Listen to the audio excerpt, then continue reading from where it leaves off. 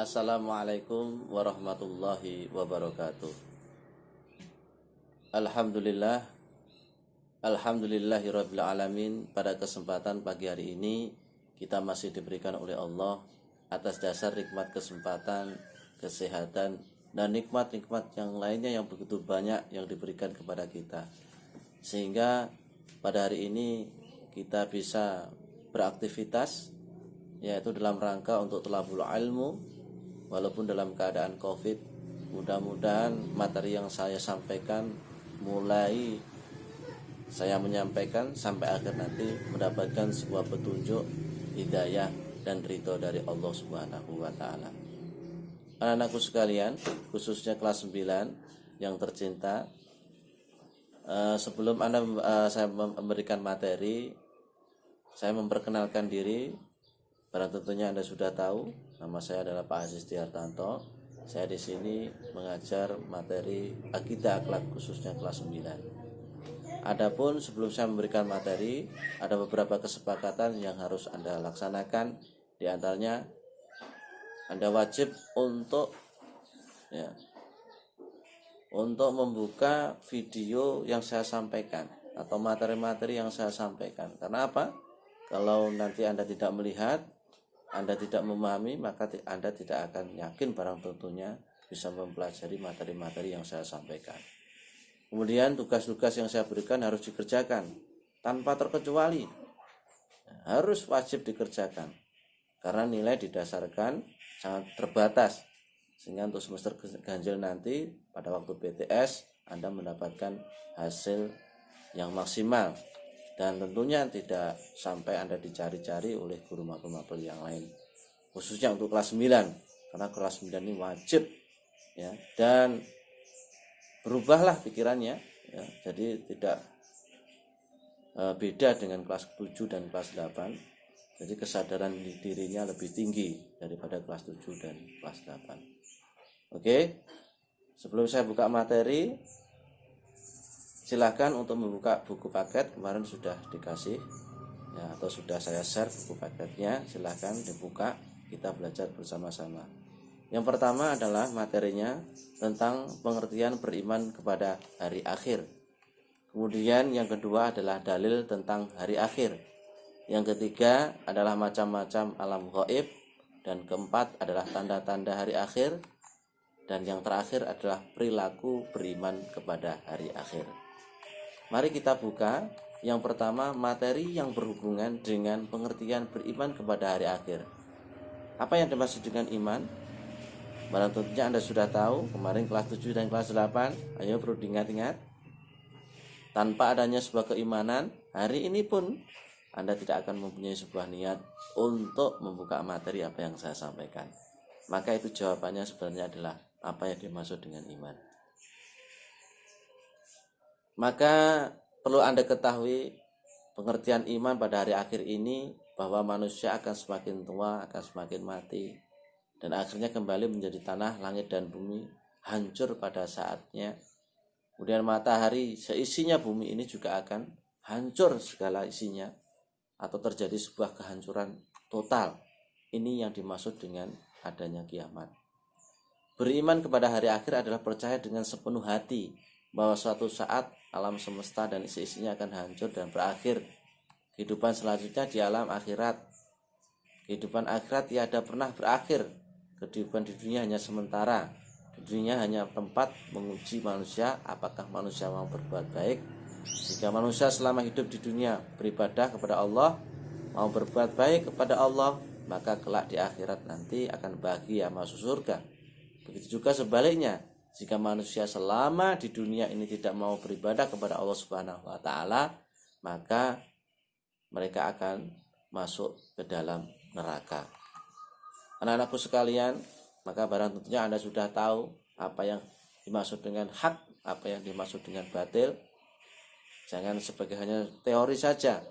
Maka ini kalau Anda meyakini bahwa agama Islam itu memang Anda yakin dan pasti kebenarannya, maka Anda harus yakin dan betul-betul yakin bahwa alam akhirat nanti pasti ada.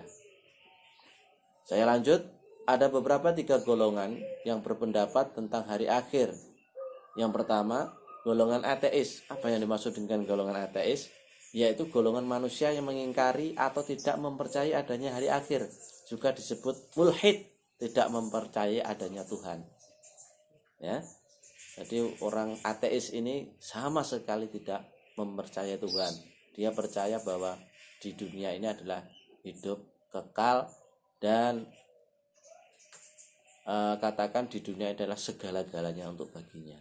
Kemudian yang kedua adalah golongan agama ardi, yaitu golongan manusia yang mempercayai adanya reinkarnasi, yaitu penjelmaan roh manusia. Golongan agama ardi yaitu golongan agama yang dibuat oleh manusia.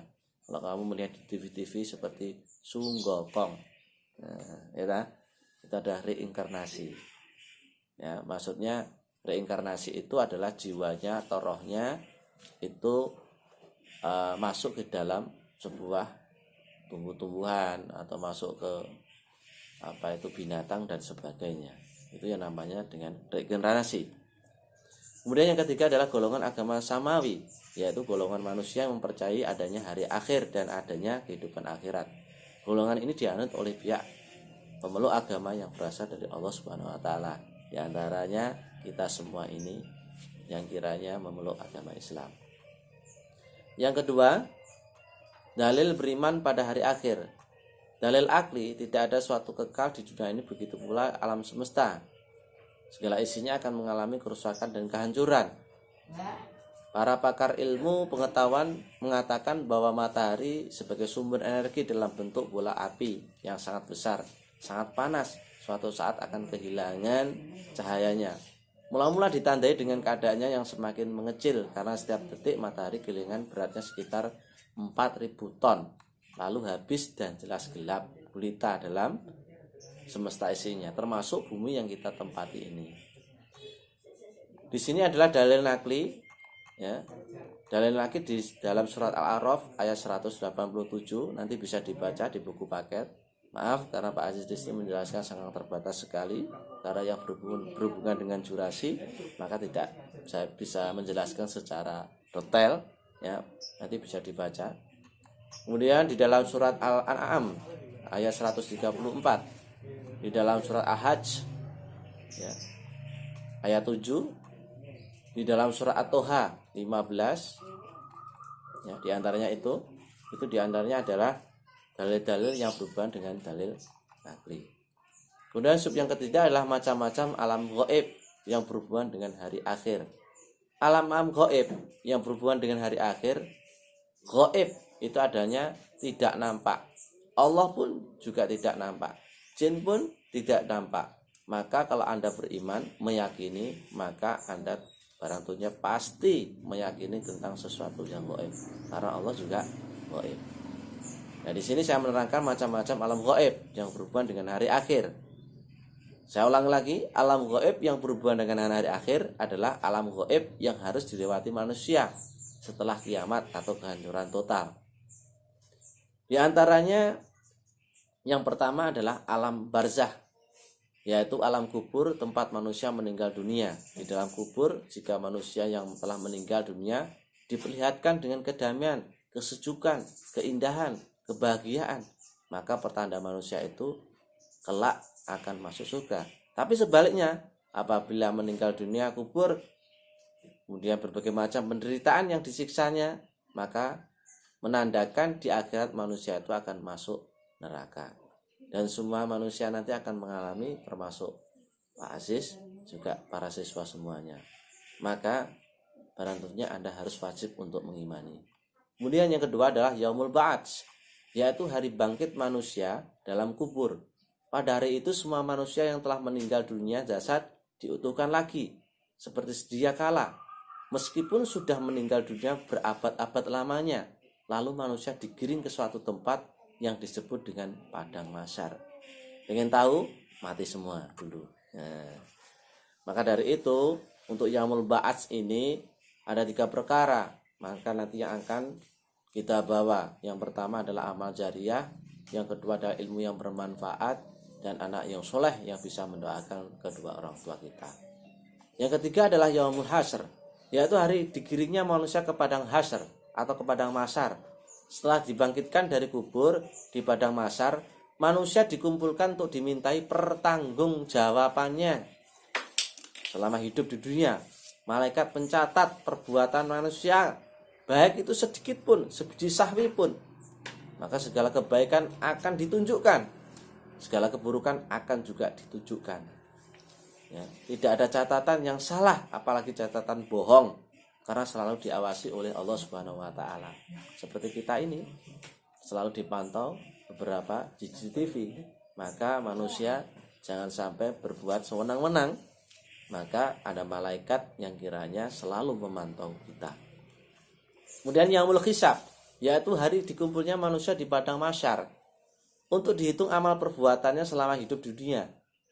Semua anggota tubuh akan bicara sendiri. Tangan, mulut, telinga, mata akan berbicara sendiri.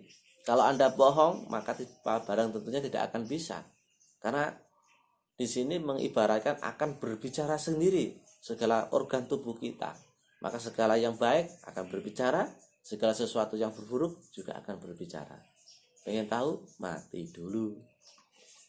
Kemudian yaumul mizan. Apa yang dimaksud dengan yaumul mizan? Yaitu hari dikumpulnya manusia di padang mahsyar untuk ditimbang amal perbuatannya selama di dunia, sebagaimana saat dihitung amal perbuatan.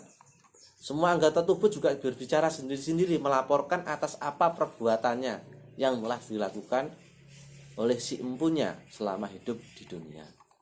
Yang keenam adalah sirat, jalan menuju surga. Sirat sering disebut sebagai jembatan siratal mustaqim, siratal ladzina an'amta alaihim. Itu surat Al-Fatihah.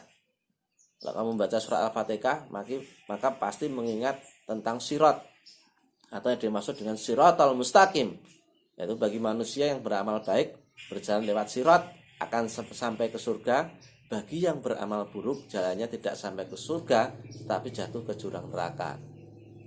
Dan dari ahli-ahli kitab diantaranya bahwa sirat itu seperti rambut, satu dibagi menjadi 7. Ya.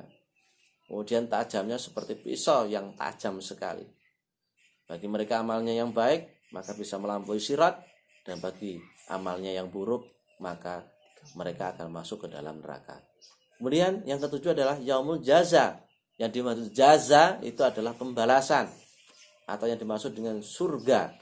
Surga adalah sebuah tempat yang penuh kenikmatan, kebahagiaan di hari akhir nanti.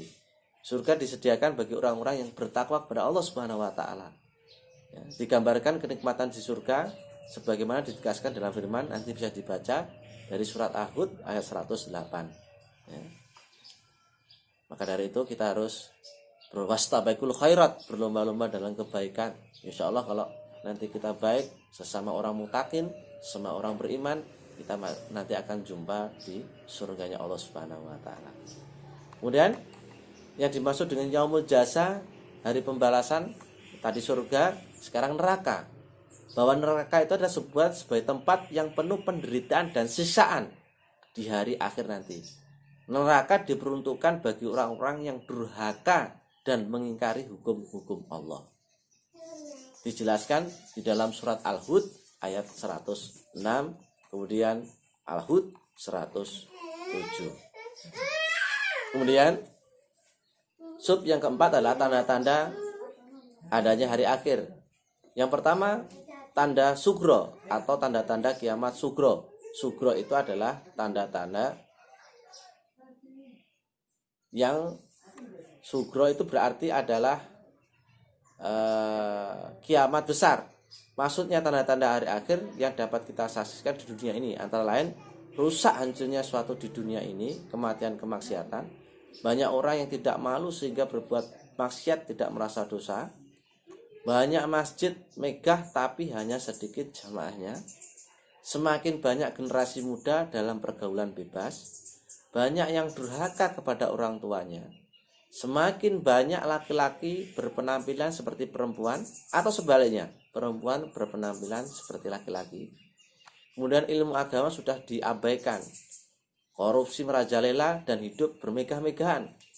Kemudian semakin sedikit perilaku orang yang Qur'ani, banyak berdatang di majelis taklim, tetapi yang didapat hanya kumpul-kumpul atau bersunda gurau saja.